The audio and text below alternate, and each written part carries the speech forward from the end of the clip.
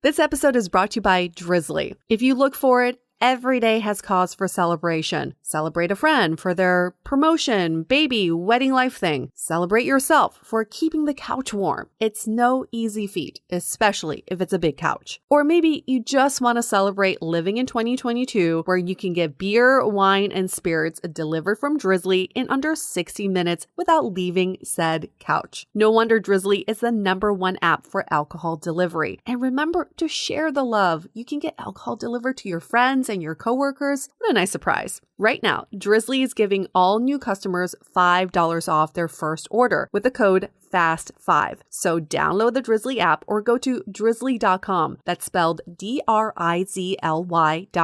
and use the promo code FAST5. That's spelled FAST 5 for $5 off your first order. You're welcome. The Dateable podcast is an insider's look into modern dating that the Huffington Post calls one of the top 10 podcasts about love and sex. On each episode, we'll talk to real daters about everything from sex parties to sex droughts, date fails to diaper fetishes, and first moves to first loves. I'm your host, Yue Xu, former dating coach turned dating sociologist. You'll also hear from my co-host and producer, Julie Krafchick, as we explore this crazy dateable world.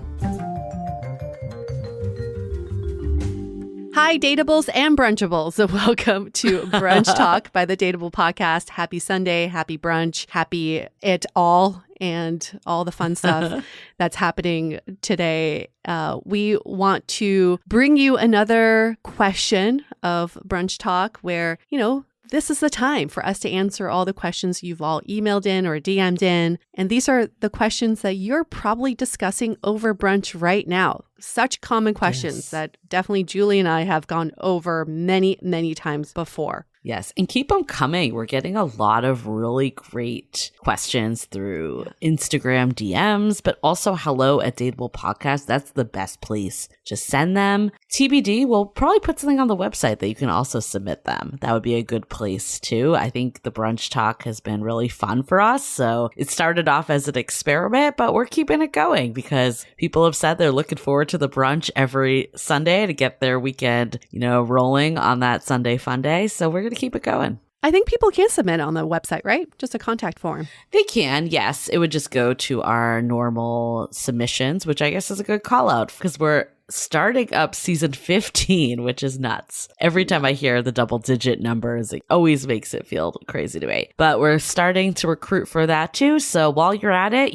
either if you've got a story or you have a topic, you can just drop it in there. Yeah, people really love the not settling versus picky, being too picky. Ooh, that was a big one. That was a great question. Yes, we love these. Like, how do you distinguish? I think this one that we have today also is very applicable to everyone. I think those are the ones that, seem to resonate because we've all been there at some time or another. So let's get to that question. This question is, how do I get over being rejected? I feel like I'm having a hard time keeping a positive mindset in dating when I keep getting rejected. Yeah. And to give more context, the listener that wrote in said, in the last week, I've gotten rejected 2 times. One was from someone that I had gone on a couple dates with, and it seemed like it was going really well. And then they reached out to tell me they decided to get back together with their ex. The other one was a person that I had met in a bar, and it seemed like they had everything I was looking for. We had a really great connection. We had a date set up for that coming Friday. And then when the date came, I never heard from them. When I reached out, they ghosted me at first. I kept reaching out, and they finally said they decided they're not interested. What gives?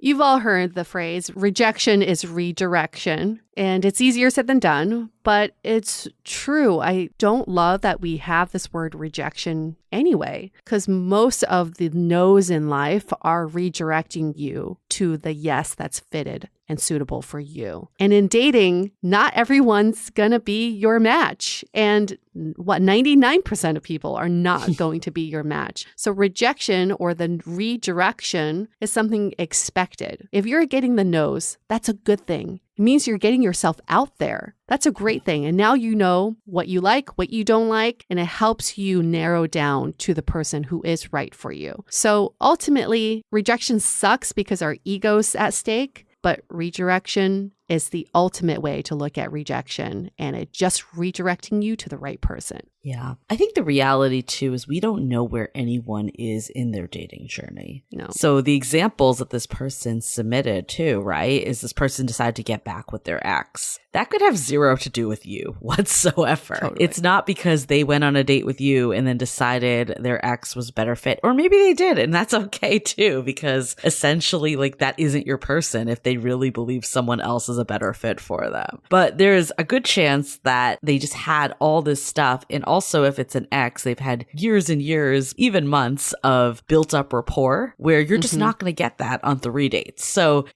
I think we need to stop taking it as personally, and then also feeling like this is a prospect as soon, because we just do not know where these people are at. Especially also in the example of someone that you met at a bar. I think a lot can change in the moment from when you're out. Maybe you're drinking, maybe you're like looser, and then they get home and they realize that like I don't know, like you don't know, like there's like there's so many things that could be going on. I think that's what makes it really dangerous when we get ahead of ourselves, and the reality is all we know is that they're so good on paper.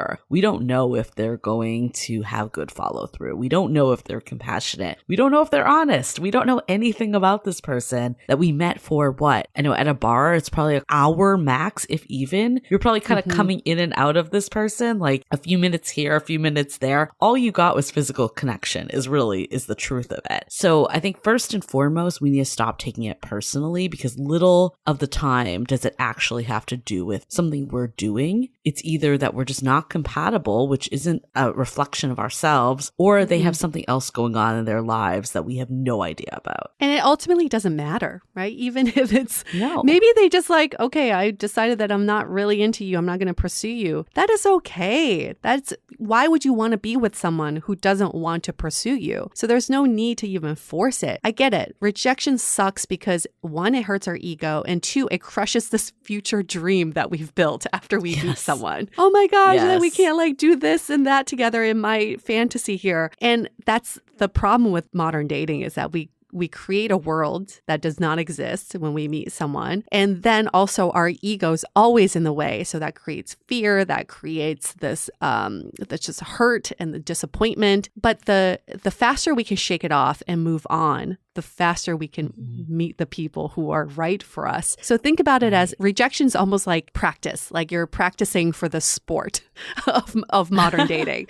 Like those balls are getting to you. Yeah. And then you're like redirecting the balls and like just trying to get to the basket here. So it's a great practice for you, and know that you're not alone in any of this. It's really hard because I know, like, especially when you want a relationship so bad, you want to believe that everyone is going to be the next potential and the prospect. But I think we do, like, I'm thinking back, like, when we met more organically through work or through friends of friends, a lot of times we weren't viewing every single person as like a potential the one. It was more just it evolved over time and we saw how it worked. But today's world, especially with dating apps, you go into a date and you're like, is this person going to be my person or are they not going to be? And it's so like cut and dry after very little time of actually knowing them and seeing how things play out. I feel like almost it's, I don't want to be like discouraging, but it's almost like we can't get ahead of ourselves with these prospects and don't even view them as rejection when they're so low stakes in the game. Like we just don't have enough data at this point to even have this person hold a seat in a piece of our heart, essentially. Yeah, renting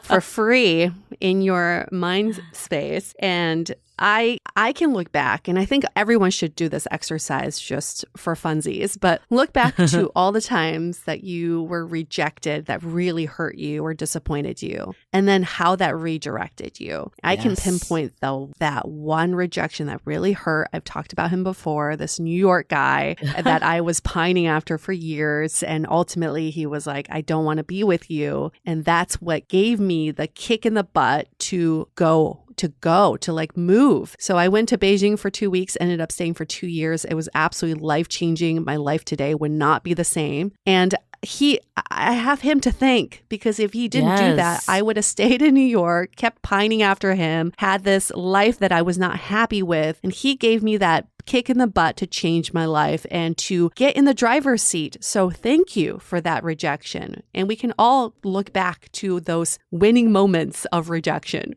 I love that. And on a recent episode we did with Katie Storino, she talked about this too.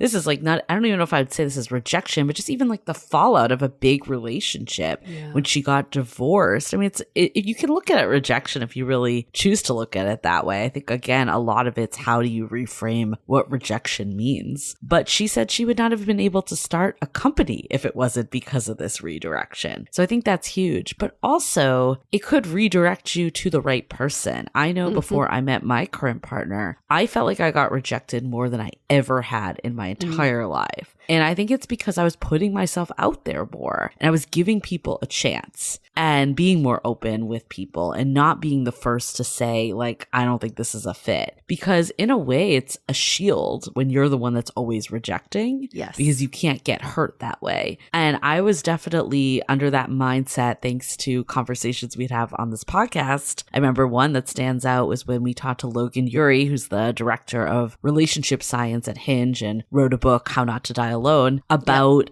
making the second date the default, and that, you know, first dates are inherently awkward. And, you know, a lot of times like, you don't see the real person on that first date. So I really tried to stick with that. And even if it wasn't fireworks on the first date, I decided that I was going to do a second date regardless, pending I didn't hate being with this person. But other people did not have that same mentality, and they were probably quicker to pass on people because, you know, tons of options out there or whatever. Or maybe I just wasn't their cup of tea, and that's fine when you think about it. But ultimately it led me to my current partner who we both could recognize like this is the right fit. And what a shame it would have been like if I let that rejection, quote unquote, get me off the apps. Like if I uninstalled the apps because, you know, another person rejected me, I would have missed out on the greatest relationship I've ever had. I mean, right?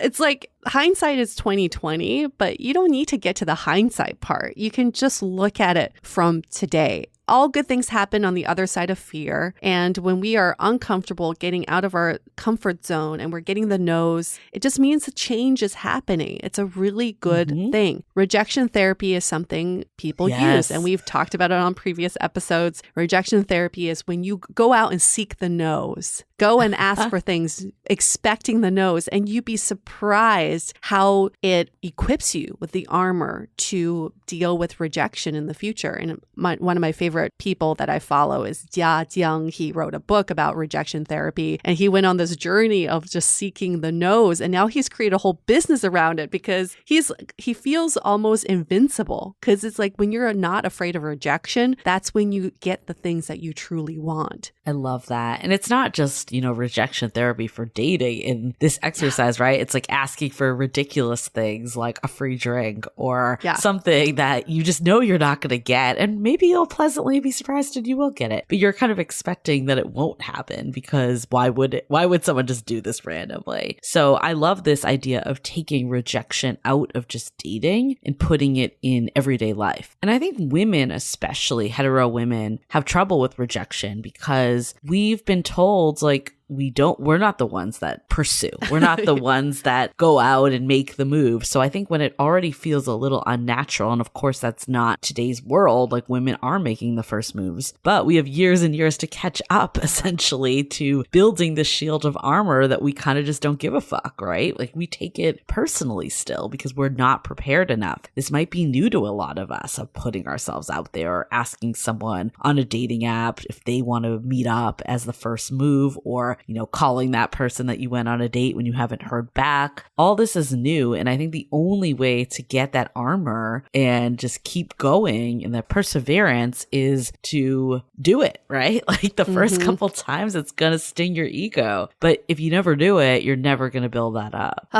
Building up that rejection armor. That's huge. And I think that's something we can do all the time. Even if you feel like almost immune at this point, we can still keep working that muscle because it does help us become more brave. And in dating, what we've seen is people are less brave. They're like so afraid of putting themselves out there. And when we have more courage in dating, then we have the courage to get what we want, ask for what we want, and create the life that we want. And that's so empowering to see that. It's all in our control. I think we also need to stop looking at it like, will this person like me and do they want to date me versus like, how do I feel with this person? You want someone that's a hell yeah for you. And a lot of times when we face rejection, right, it's because we don't know where we stand with this person or things don't feel 100%, but we're going to like try anyways. And I think this is a little contradictory, but I do think it's important to put yourselves out there and try. I think personally, I'd rather hear the no than be unsure. But at the same time, know that if you've already felt, like this isn't secure, then if that person gives you the no, they're actually helping you to find someone that can feel a lot more sure about you. So again, it's not a bad thing when this is happening. It's kind of like I equate it to like finding a job, right? There's some people that get in this trap of like, will this employer want me? Will they want me? Or the other person that goes in interviewing the employer just as much as they're interviewing them. And I think we need to keep that mentality of like, this is our lives that we're talking about. We're not trying to just like win to get an ego boost. Like we're trying to find a compatible partner where we feel safe and secure and we can build a life with them if that truly is what you're looking for. And if you're not looking at it that way, I think that might be a reassessment too, is am I actually in the place of being ready for a serious relationship, or is there more work that I need to do? And I think if you could start to look at it that way, then rejection doesn't become as much of a thing. It's just clearing the path.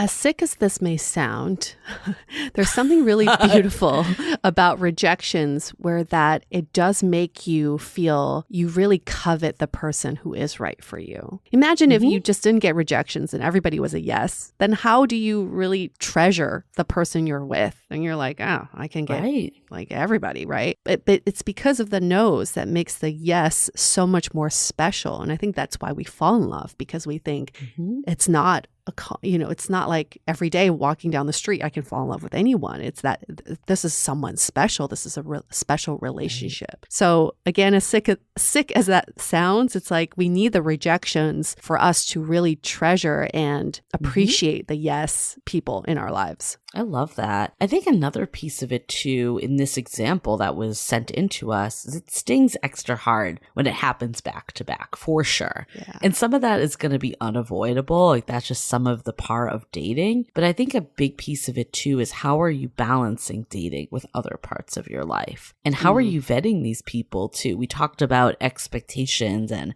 after an hour or 1 or 2 dates even, you don't truly know them. So some of it is that we just don't know where we stand fully. But another piece too is how are they showing up? Are you the one that's always initiating everything? Are they texting but they're never asking you out? Like that might be a surefire sign that like this isn't going to go anywhere. So I think sometimes we just want to see that every prospect is going to go somewhere. We're just kind of throwing shit against the wall essentially. And I think sometimes taking that step back and getting more intentional and being like, okay, I'm only going to go out and use my time for dating on people that have shown up and are pursuing actually asking me on a date or receptive when I ask them on a date. That's so big. And then you could fill the time. Let's say you had someone in your queue that isn't doing that. Instead of being like, oh my God, I got rejected by this person. It's like, I'm just not going to put that person as a prospect. And I'm going to fill my time going out with friends or being with family members or other people that give me love and joy. Yeah. Because I think sometimes, I know it's like we don't want to miss opportunities while dating, but sometimes being so focused only on dating, it makes it sting that much harder. Yes, because that's what you're only focused on. And so how do you not focus on the no's that much if that's all you're thinking about? Diversifying your interests and your time is so important. Your time is so precious. Yes. The time we waste on people who are not right for us,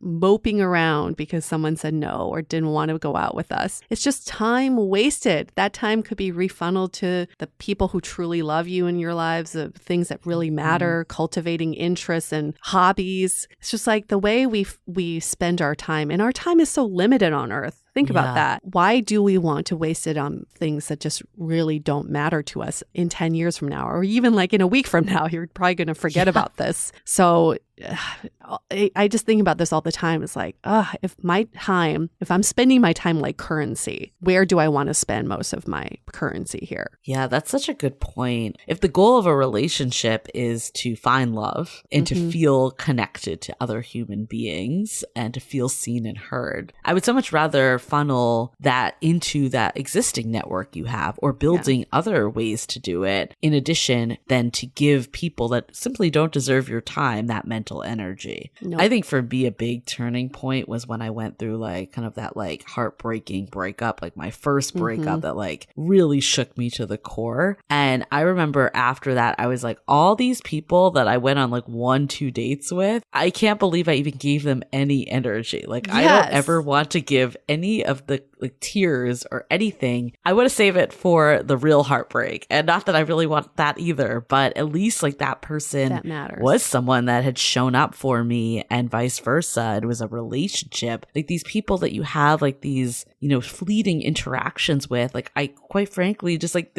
I wish like that I could take back all that time that I even spent dwelling on them. Oh, no kidding. I wish it was like a tape back time machine or something, you know, like where daters go in and they're like, taking back that guy and that girl and that date and that tier.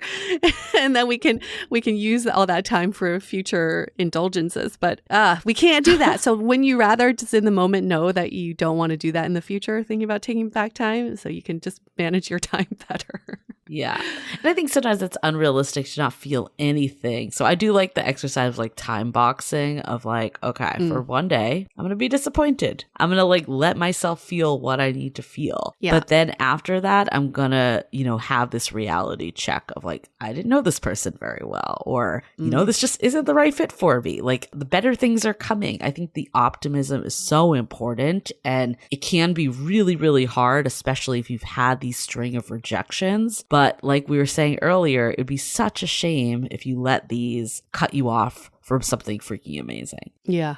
Okay, so to sum it up, rejection is redirection. That's a big one. I think the other piece is don't take things so personally. We just don't know where people are on their journey. And how do you build up that armor? Rejection therapy. Dating, so much of dating success is just keep going. Like, again, we don't know why other people are on dating apps. Everyone has different reasons, every different life stages. Like just getting frustrated and deleting apps, or saying I'm taking a dating sabbatical or break from dating. All that's doing is cutting you off from someone great. Of course, if you need a rest, by all means, but if it's coming from a place of I'm frustrated, then how do you redirect that frustration into positivity any way you can? The no's are there to lead you to the yes. Just know that. It's a good motto. All right. That wraps up this episode of Brunch Talk.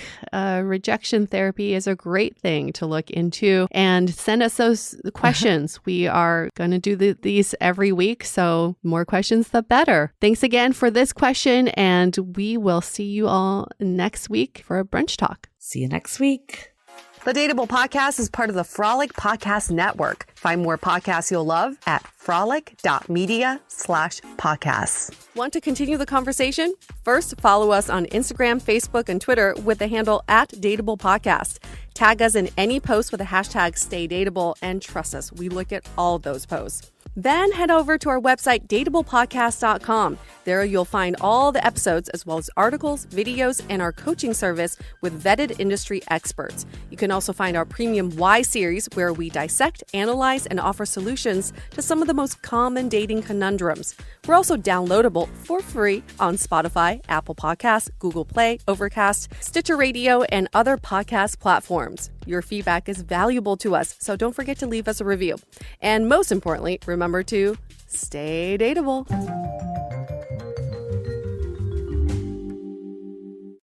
There's something scary hiding in the back of your closet. Your bathing suits and summer clothes that you're pretty sure don't fit anymore. What if there was a way to get into summer shape in one visit? Here's Dr. Brian Strand for Sonobello to explain. It really is quite remarkable. Sonobello doctors use a technology called microlaser fat removal, and the results are amazing. We customize your procedure to accomplish your goals. Just share with us the problem areas where you'd like the fat in inches removed. And in one visit, they're gone permanently. I can't tell you how often I hear clients say how many years they've been trying to diet and exercise those inches away. And we did it in one comfortable visit. It's time to get your summer on. Visit any of our Sonobello locations across the U.S. and right now you can save $250. Visit sonobello.com/save. sonobello.com/save. That's sonobello.com/save. It's Tango Day, everybody. Follow after me and step and back and slide and dip. That's tango. Why is Ice-T leading our tango class? It's probably the Honey Nut Cheerios. He found out they can help lower cholesterol. Now he's having fun taking care of his heart in all sorts of new ways. Let's see those hips move, people. Learn more by picking up a box of Cheerios and check out our Pour Your Heart Into It audio workouts with Ice-T and Buzz to get your heart pumping.